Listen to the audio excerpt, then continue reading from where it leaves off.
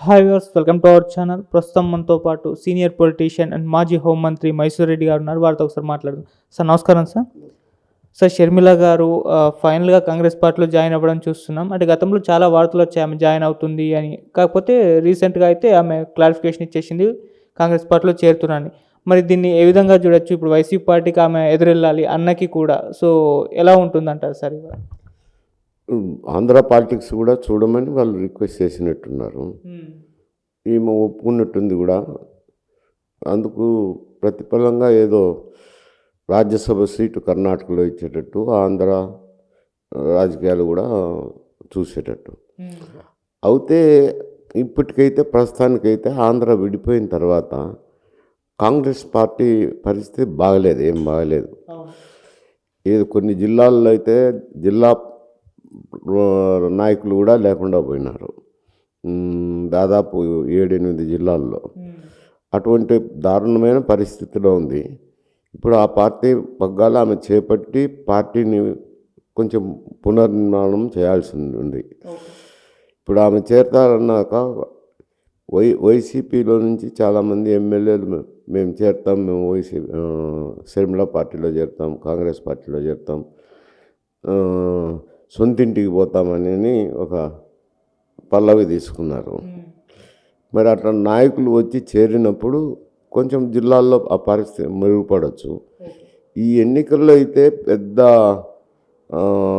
ప్రభావం ఉంటుందని నేను అనుకోవడం లేదు. ఎందుకంటే చాలా సమయం కూడా లేదు, కేవలం 3-4 మాసాలే ఉంది. రాష్ట్రం అంతా తిరగాల్సింది ఉంటుంది, గ్రూపులు ఆర్గనైజ్ చేయాల్సింది ఉంటుంది, కార్యకర్తలతో మాట్లాడాల్సింది ఉంటుంది. ఏదన్నా కార్యక్రమం చేపట్టేదానికి కూడా ఇంకా ఆస్కారం లేదు. నోటిఫికేషన్ కూడా వస్తుంది కాబట్టి జనవరి ఆఖరిలోనో ఫిబ్రవరి మొదటి వారంలోనో 2వ వారంలోనో నోటిఫికేషన్ వచ్చే అవకాశం ఉంది. అందువల్ల రాష్ట్రం మొత్తం అంతా ఎన్నికల మూడు లేకపోతుంది. పోయినప్పుడు ఇప్పుడు సంస్థాగతంగా బలోపేతం చేయాలంటే కొన్ని ఇబ్బందులు ఉన్నాయి. కాకపోతే కొంతమంది వైసీపీలో టికెట్ ఆస్కారం లేని వారైతేనేమి, వైసీపీ వారికి వ్యతిరేకిస్తున్న వాళ్ళైతేనేమి షర్మిల పార్టీలో చేరే అవకాశం ఉంది. పార్టీ పరిస్థితి మెరుగుపడేదానికి అవకాశం ఉంది. మళ్ళా వచ్చే ఎన్నికలకైతే సన్నాహాలు చేసుకునేదానికి అవకాశం ఉంటుంది. ఈ ఎన్నికలు అంటే చాలా దగ్గర సమయం కాబట్టి ఆమె కూడా కూడగట్టాలంటే కొంత సమయం పడుతుంది. దీని ప్రభావం వైసీపీ మీద అయితే పడుతుంది.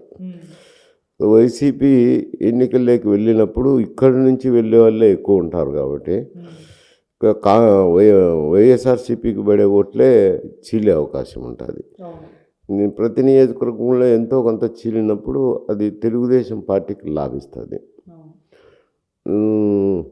సరే, ఇప్పుడు ఎటు పరిస్థితి వైఎస్ఆర్సీపీ పరిస్థితి ఆంధ్రప్రదేశ్లో అంత మెరుగ్గా లేదు, అంతంత మాత్రమే ఉంది. దానికి తోడు ఈమె చేరి కాంగ్రెస్లో చేరి తిరగని మొదలు పెడితే గూనుగుదోడు దొబ్బుడుగాలి అన్నట్టు వాళ్ళ పరిస్థితి సంకట స్థితిలో పడుతుంది. సార్, ఇప్పుడు తెలుగుదేశం పార్టీ అండ్ జనసేన ఈ రెండు పొత్తు ఏర్పాటు చేసుకున్నాయి కదా, మరి కాంగ్రెస్ పార్టీని ఏమైనా చేర్చుకునే అవకాశం ఉందా?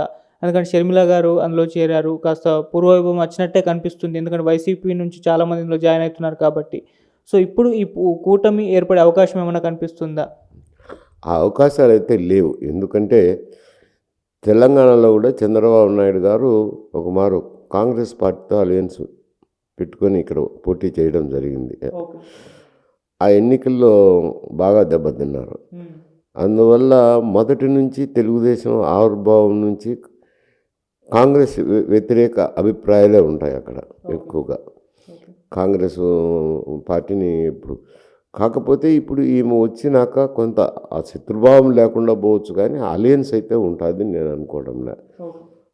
ఆ అలయన్స్ వల్ల పెద్ద లాభం కూడా ఉండదు కాబట్టి తెలుగుదేశం వారి అంచనాల ప్రకారం కాంగ్రెస్ పార్టీతో పుట్టుపెట్టుకునే అవకాశం లేదు. తెలుగుదేశం జనసేన వాళ్ళు సపరేట్గా పోతారు, ఈమె సపరేట్గా కంటెస్ట్ చేయాల్సింది ఉంటుంది. కాంగ్రెస్ పార్టీ వైఎస్ఆర్సీపీ ఉంటే చాలా చోట్ల 3 అభ్యర్థులు ఉంటారు, కొన్ని చోట్ల 2 ఉంటారు. సార్, వీళ్ళ వైసీపీ నుంచి విమర్శలు అయితే వస్తున్నాయి షర్మిల గారు కాంగ్రెస్ పార్టీలో జాయిన్ అవ్వడం వెనుక. ఎందుకంటే చంద్రబాబు గారే ఫ్యామిలీల మధ్య చిచ్చు పెట్టడానికి ఇలా షర్మిల గారిని కాంగ్రెస్ పార్టీలో దించారు అని చెప్పేసి మాట్లాడుతున్నారు. సార్, దీన్ని ఏ విధంగా చూడొచ్చు? అంటే నేను అవి నమ్మను. ఎందుకంటే షర్మిల ఒకరి మాటలు వింటుందని నాకు నమ్మకం లేదు. ఎందుకంటే వాళ్ళ కుటుంబ విభేదాల వల్ల ఆమె ప్రత్యేక పార్టీ తెలంగాణలో పెట్టడం జరిగింది. ఇక్కడ పెట్టిన తర్వాత బాగానే ప్రచారం చేయటం కానీ, పాదయాత్ర చేయటం కానీ, వివిధ కార్యక్రమాలు చేపట్టింది. అయినా ఆమె ఆశించిన మేరకు ఇది రాలేదు. రాకపోయేసరికి కాంగ్రెస్ పార్టీతో పొత్తు పెట్టుకోవాలని కూడా ప్రయత్నం చేసినారు. తుదకది కాంగ్రెస్ పార్టీకే ఓట్లు వేయమని తెలంగాణలో కూడా చెప్పినారు. కాబట్టి కాంగ్రెస్ తరఫున పోటీ చేస్తుంది కాబట్టి కాంగ్రెస్ తెలుగుదేశం కలుసుకునే పరిస్థితి ఉండదు. సార్ మరి షర్మిల గారు రాజకీయ భవిష్యత్తు ఏంటి? ఏపీలోనే కంటిన్యూ అవుతుందా? అంటే తెలంగాణలో పార్టీ ఏర్పాటు చేసింది, పోటీ చేయలేదు, కాంగ్రెస్ పార్టీకి మద్దతు తెలిపింది, ఇప్పుడు మళ్ళీ ఏపీలోకి వెళ్ళి ఏపీ కాంగ్రెస్ పార్టీలో జాయిన్ అయింది. మరి ఏంటి అసలు ఏపీలోనే ఉండిపోతుందా? మళ్ళీ తెలంగాణలో పోటీ చేసే అవకాశం ఏమన్నా ఉంటుందా? అది చెప్పలేను ఇప్పుడే. ఎందుకంటే ఇప్పుడు తెలంగాణలో పార్టీ పెట్టి కాంగ్రెస్ పార్టీలో మెర్జీ చేసింది. ఆ పార్టీ ఆమెను ఇప్పుడు కాంగ్రెస్ పార్టీలో చేర్చుకున్నది. ఆంధ్రప్రదేశ్ వ్యవహారాలను కూడా చూడమన్నారు. భవిష్యత్తులో ఏం ఆలోచన చేస్తుందో కానీ ఇప్పుడైతే కాంగ్రెస్ పార్టీ ఆంధ్రప్రదేశ్ పగ్గాలు చేపడతారు. ఏదో ఒక పిసిసి అధ్యక్షులుగానో ఇంకొక పదవి మంచి ఉన్నతమైన పదవిలోనే ఉంటుంది.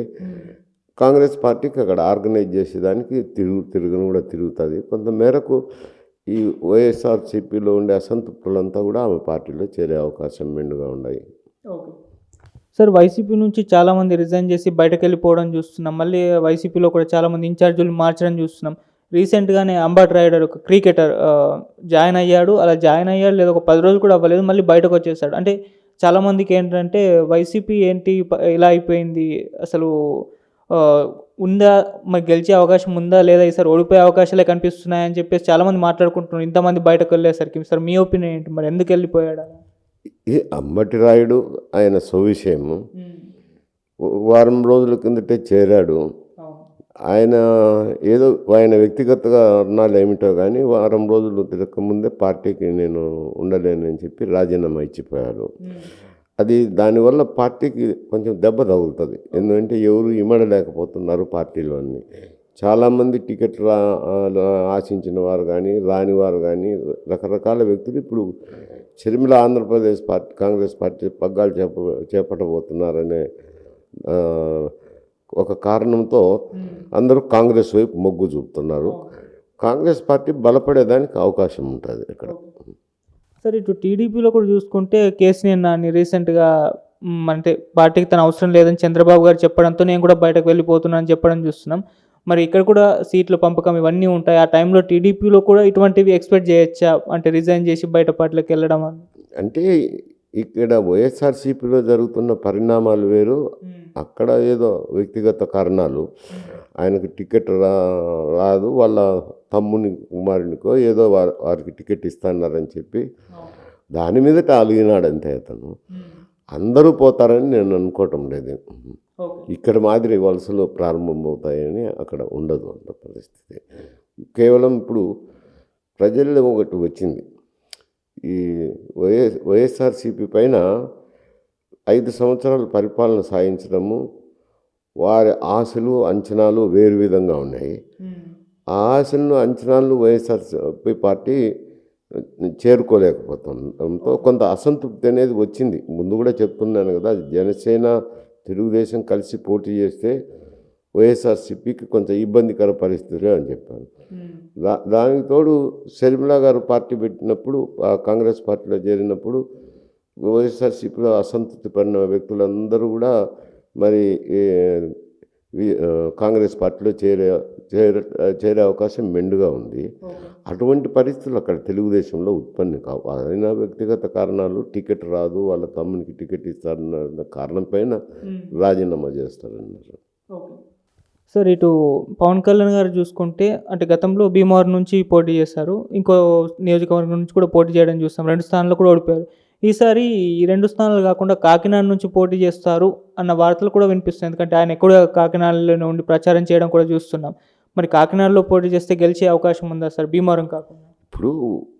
అప్పుడు పరిస్థితులు వేరు. ఆయన 2 సీట్లకు కంటెస్ట్ చేసినప్పుడు పవన్ కళ్యాణ్ గారు సొంతంగా పార్టీ పెట్టుకున్నారు. ఓకే.